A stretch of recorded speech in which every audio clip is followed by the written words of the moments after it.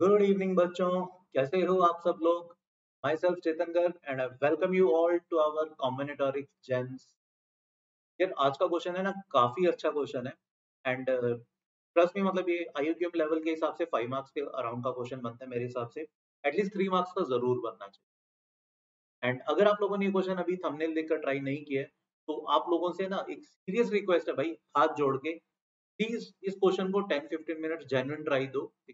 नहीं होता है, you can always come to this video to watch the solution. अभी मैं क्वेश्चन दिखा रहा हूँ, ठीक है। तो without wasting much of your time, let's continue with today's step. तो आज का क्वेश्चन क्या कह रहे हैं? Using the digits 0 1 2 3 and 4, how many 10 digit sequence can be written such that difference between any two consecutive digits is 1 is exactly 1। अब पहले तो ना अपन क्वेश्चन का मतलब समझते हैं। ये कह रहे हैं कि सिर्फ इन्हीं डिजिट्स का यूज करना है, 0 1 2 3 एंड 4 का, और 10 डिजिट का सीक्वेंस बनाना है। पहली बात तो सीक्वेंस और नंबर में फर्क होता है।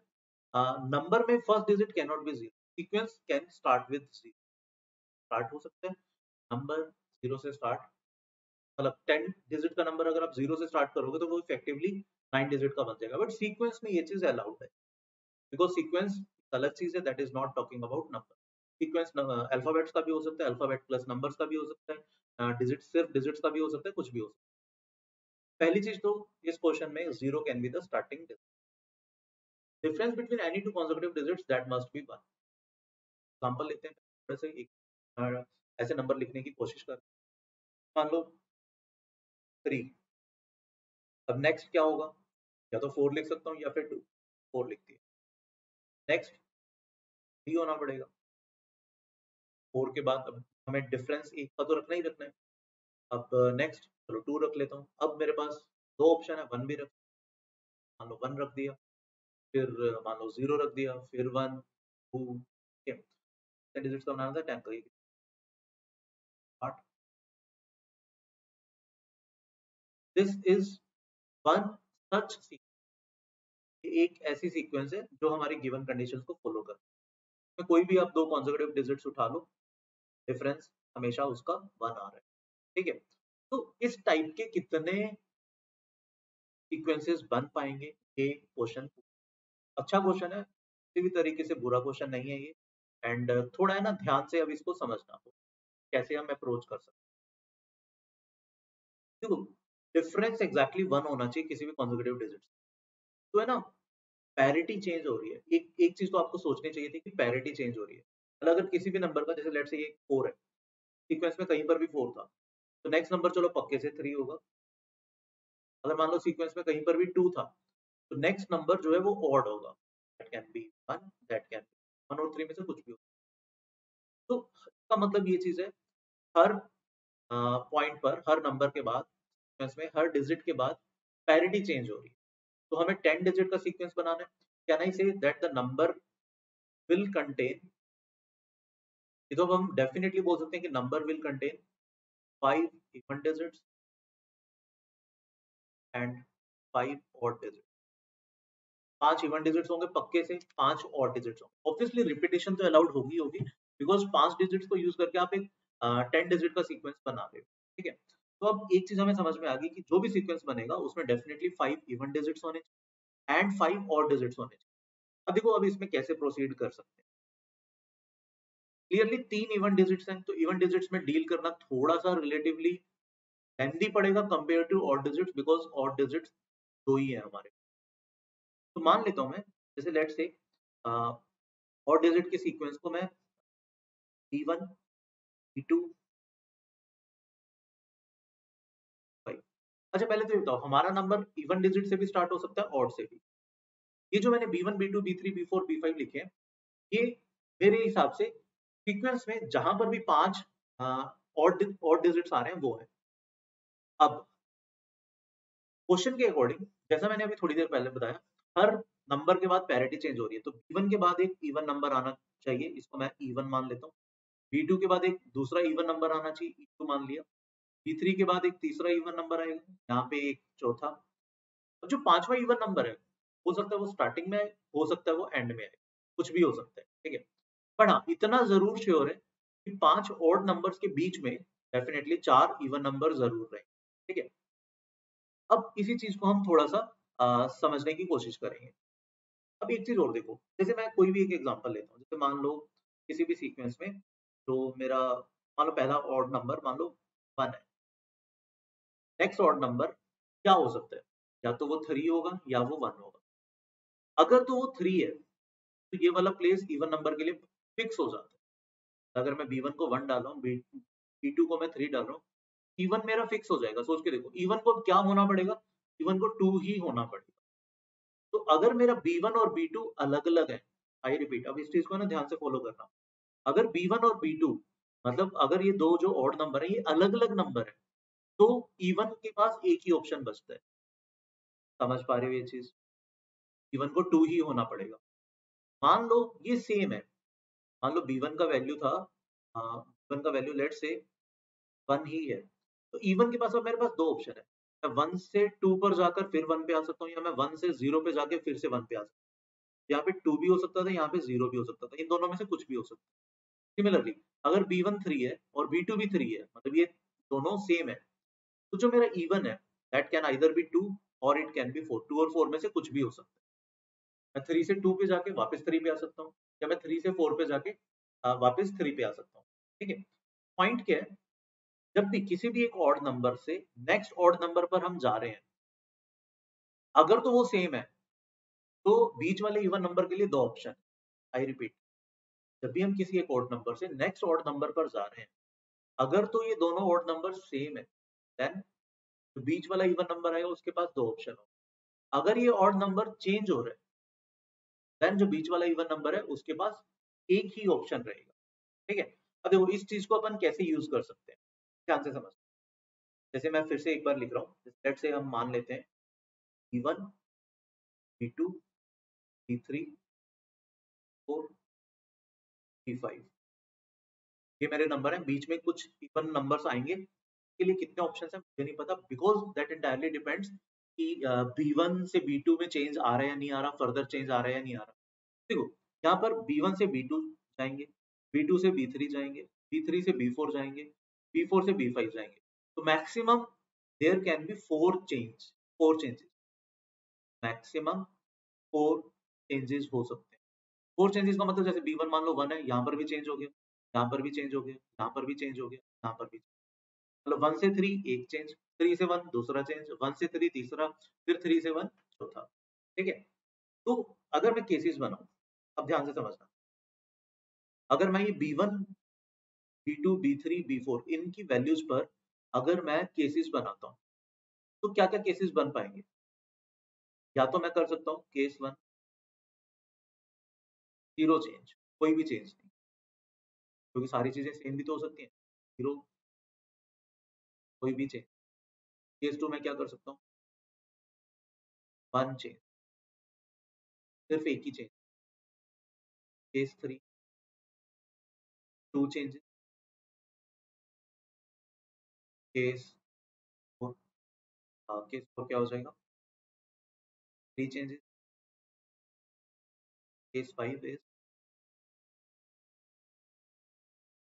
सारे के सारे, मतलब B1 से B2 भी चेंज, B3 B3 से B4 थर्ड चेंज, और B4 से B5 फोर्थ चेंज। ठीक है? अब हम इंडिविजुअल केसेस में हम नंबर ऑफ वेज निकालने की कोशिश करें। ध्यान से समझ, जीरो चेंज मतलब कोई भी चेंज नहीं है। तो देखो अब क्या, अच्छा अभी जो एंड स्टार्टिंग में इवन नंबर लगेगा या एंड में इवन नंबर लगेगा उसकी मैं अभी बात नहीं कर रहा हूँ, उसको बाद में देखिए। अभी मैं इफेक्टिवली कितने डिजिट फिक्स करने की कोशिश कर रहा हूँ, 5 तो ये ऑड नंबर, और बीच में जो 4 इवन नंबर आएंगे वो, मतलब मैं अभी 10 डिजिट सीक्वेंस में से 9 डिजिट सीक्वेंस फिक्स करने की कोशिश कर, जीरो चेंज। तो मतलब B1 B2 B3 B4 B5 ये सारे सेम है। तो पहली बात तो इस चीज के लिए दो ऑप्शन बनते हैं, या तो मैं वो सारे चेंज जो सारे सेम नंबर है उसको 1 ले सकता हूँ, या सारे ऑड नंबर्स को मैं 3 ले सकता हूँ। दो ऑप्शन तो उसके लिए। अब क्योंकि सब सेम है, तो इस वाले इवन नंबर के लिए भी दो ऑप्शन, इसके लिए भी दो ऑप्शन, इसके लिए भी दो option, 2 into 2 raised to power 4। ये मेरा केस 1 में आंसर आया। 1 चेंज, पहले तो मैं देखूंगा ये जो 4 पॉसिबल चेंजेस थे उनमें से किस कौन कहां पर चेंज आया, मतलब B2 से B3 आया है, B3 से B4 आया है, B4 से B5 आया है, या B1 से B2 आया है। तो आउट ऑफ 4 पॉसिबल ऑप्शंस मैंने एक ऑप्शन सेलेक्ट किया। वन चेंज का मतलब समझ लो ना, ये B2 से B3 वाला आया है, या B1 से B2 वाला आया है, B3 से B4 वाला आया है, या B4 से B5। तो इन 4 जो पॉसिबल चेंजेस थे उनमें से मैंने कोई एक चेंज सेलेक्ट किया। उसके बीच का इवन नंबर तो फिक्स हो गया। बाकी जो 3 चेंजेस थे वो मैं सेम रख रहा हूँ, ठीक है। तो वहां पर उनके बीच के इवन नंबर रखने के लिए मेरे पास हर के पास 2 ऑप्शन होंगे, दैट विल बी 2 क्यूब। मैं ये चीज फिक्स बता रहा हूँ। जैसे 4C1 से मान लो मैंने एक चेंज, वो मान लो B2 से B3 वाला सिलेक्ट हुआ। अब इसके लिए तो अच्छा, पहली बात तो ये 4C1 में से कोई एक चेंज उठाया, मान लो B2। इस वाले इवन नंबर के लिए इस चेंज के बीच में इवन नंबर डालेगा, तो लिए वन ही ऑप्शन। इनके लिए अब 2 ऑप्शंस रहेंगे, मतलब क्योंकि ये B1 और B2 सेम है, 2 ऑप्शन। B3 और B4 भी सेम है, 2 ऑप्शन। B4 और B5 वाला भी कोई चेंज नहीं हुआ, 2 ऑप्शन। 2 क्यूब इंटू एक 2, इसलिए स्टार्ट हमें 1 से करना है या 3 से करना है, ये समझ में आ रहा है। तो यहाँ पे देखो ना, इंटू 2 किया था, 2 क्या मतलब 1 से भी स्टार्ट हो सकता था, 1 1 1 1 1, या फिर 3 से भी स्टार्ट हो सकता था, पहले वाले केस में 3 3 3 3 3। अब यहाँ पे 1 चेंज है, मान लो जैसे ये वाला चेंज हुआ तो मान लो 1 से स्टार्ट हुआ, 1 3 1 फिर 1 फिर 1, ठीक है। अच्छा ये सेम था तो यहाँ पर 1, जब मैं B2 से B3 का चेंज कर 1 चेंज वाले में, आई होप ये समझ में, ठीक है। अब जब 2 चेंजेस है, पहले में तो मैंने 4 में से 2 चेंजेस सेलेक्ट किए, कौन से 2 चेंज है, उनके बीच के जो 2 इवन नंबर आएंगे वो 1 1 बेस। बाकी अब 2 चेंजेस नहीं हुए, मतलब 2 जगह ऑड नंबर सेम ट्रांजिट किया, तो वहां पर इंटू 2 स्क्वायर। एक इंटू 2 क्यों, कि मैं स्टार्टिंग वाला ऑड नंबर 1 ले रहा हूँ या 3 ले रहा हूँ। आई होप ये चीज समझ में आ रही हो। 3 चेंजेस की बात करता हूँ। 4C3, 4 में से मैंने 3 चेंजेस सेलेक्ट कर, 1 से B2, मतलब बेसिकली ये जो 4 हमने एरो बनाए हुए थे नीचे रेड कलर के, में से कौन से 3 सेलेक्ट किए वो सेलेक्ट कर लिए 4C3। उन 3 चेंजेस के बीच वाला इवन नंबर तो फिक्स हो जाएगा ऑटोमेटिक। जो बाकी चेंज बच गया, ये मतलब ये दोनों कॉन्सेक्यूटिव ऑड नंबर सेम थे, तो उसमें 2 ऑप्शंस बनेंगे बीच वाले इवन नंबर को रखने के लिए। एक इंटू 2, ये लास्ट वाला 2 किस लिए, कि भैया आप स्टार्ट इवन कर रहे हो या ऑड से। 4 चेंजेस मतलब सारे के सारे चेंज करने हैं, यानी बीच वाले सारे इवन नंबर फिक्स हो गए, बट स्टार्ट हम किससे कर रहे हैं, 1 से कर रहे हैं या 3 से कर रहे हैं, ये मैटर करेगा। तो ये 5 केसेस में वेज बनते हैं, ठीक है। अब इन वेज को मैं एक बार यहाँ पर लिख देता हूँ, ये वेज कितने बने। और अभी एक चीज ध्यान रखना, ये हमारी अभी 9 डिजिट्स की सीक्वेंस बनी है, हमें 10 डिजिट्स की बनानी थी। 2 power 4 into 2, this is 32 plus 4C1 2 cube 2, तो 2 पावर बन गया, 2 पावर 6 बन गया ना, विच इज 6 प्लस कितने बन रहे हैं, 6 इंटू 8 48 प्लस 4 इंटू 4 16 प्लस 1 1 2, ठीक है। तो इसको ऐड कर दो, कितना बनता है ये, this is 80, this is 50, 80 plus 50 130 plus 32, ये बन गया हमारा 160। अभी तक हमारे 162 वेज बन गए और हमारी 9 डिजिट की सीक्वेंस पैक हो गई है, ठीक है। तो अब ध्यान से देखना, 162 वेज में मैंने 9 डिजिट्स की सीक्वेंस पैक करी। तब B1 ऑड, फिर कोई इवन के बीच में एक इवन, फिर B2, फिर एक इवन कुछ, फिर B3, फिर एक इवन नंबर, फिर B4, फिर एक इवन नंबर, फिर B5, ठीक है। ये 5 तो ऑड नंबर फिक्स हो गए और 4 बीच के इवन नंबर। अच्छा अब मेरे को ये बताओ, एंड में अभी क्या चीज रह गया, एक इवन नंबर रखना रह गया। वो स्टार्टिंग में भी हो सकता है, वो एंड में भी हो सकता है, इंटू 2। दो ऑप्शन तो इसलिए कि वो स्टार्टिंग में भी हो सकता है एंड में भी। अब मान लो स्टार्टिंग में है और B1 कोई भी एक और नंबर था, मान लो B1 1 था, तो ये चीज क्या हो सकती है, it can be, no it can be, have two options for one. अगर मान लो B1 3 होता, तब भी we have two more options, because ये 2 या 4 में से कुछ भी हो सकता था। सेम फंडा अगर मैं लास्ट में चिपकाता हूँ तब भी वैलिड रहेगा। मैंने ये 2 ऑप्शन बोले ना, स्टार्टिंग या एंड के लिए, एंड में भी देखो, अगर B5 1 है, ऑड है, तब भी 2 ऑप्शन रहेंगे, 0 और 3, सॉरी 0 और 2। अगर B5 इवन है, B5 मान लो 3 है, तब भी 2 ऑप्शन रहेंगे, 2 and 4। In any case starting में चिपकाएं या एंड में चिपकाएं, दो ऑप्शन तो उसलिए। फर्दर मान लो स्टार्टिंग में चिपकाने, then also it will have two options, right. तो 0 2 या 2 4, करली एंड में भी 0 2 या 2 4। Effectively number of ways will be how much? 162 times 4, which is how much? I guess 648. Final answer for this question, that will be 648 answer. और यार ये trust में, मतलब ये बहुत अच्छा क्वेश्चन था। कुछ बच्चों को शायद अभी भी एक्सप्लेनेशन में भी समझ में नहीं, एक बार है ना पहले वो क्वेश्चन को समझे आराम से, क्वेश्चन क्या कहना चाह रहा है वो समझे, और फिर जो मैंने एक्सप्लेन किया उसको दोबारा से समझ। काफी इस क्वेश्चन को हम रिकर्शन रिलेशन रिकरेंस से भी कर सकते हैं, रिकर्सिव रिलेशन बनाकर ये भी किया जा सकता है। बट यस, मतलब ये सिंपल सा मेथड है जो मुझे, मेरे हिसाब से this should be the perfect ideal method जो हर बच्चा समझ सकता है, जिसको थोड़ी बहुत भी permutation and combination, right. That's why ये आईयूक्यूएम पॉइंट ऑफ व्यू से मेरे हिसाब से पर्सनली ये 5 मार्क्स के अराउंड का क्वेश्चन। एंड कंसीडरिंग अगर हम इस बार वाले जो 6 ऑफ मार्च को आईयूक्यूएम हुआ था, लास्ट ईयर वाला ये टेस्ट हुए, उसमें जो 11th क्वेश्चन था पीएनसी का, वो तो यार इसके कंपैरेटिवली बहुत। चलो, तो आई होप ये वाला क्वेश्चन अब समझ में जरूर आ। Thank you all, I hope आपको आज के जेम सीरीज में मजा आया होगा। एंड अगर आप है ना इस टाइप के और क्वेश्चंस अपने रेगुलर बैचेस में करना चाहते हो, रेगुलर सेशन चाहते हो इस टाइप के क्वेश्चंस के, तो we have some batches for you. Currently at Vedantu we are running RMO batch and INMO batch अच्छे बच्चों के लिए, ठीक है। And these batches are completely free of cost. You do not have to pay anything to get enrolled in these batches, right? But yes, there is some eligibility criteria for these batches. RMO batch के लिए eligibility criteria क्या है कि अगर आपने IUQM 21-22 जो अभी 6 मार्च को एग्जाम हुआ था, 6 मार्च 2022 को, अगर आपका उस एग्जाम में स्कोर 8 या अबव आ रहा है, ठीक है, और आपने पहले कभी भी किसी IUQM या प्री RMO के एग्जाम में आपको सर्टिफिकेट मिला है, तो then you are eligible for this batch.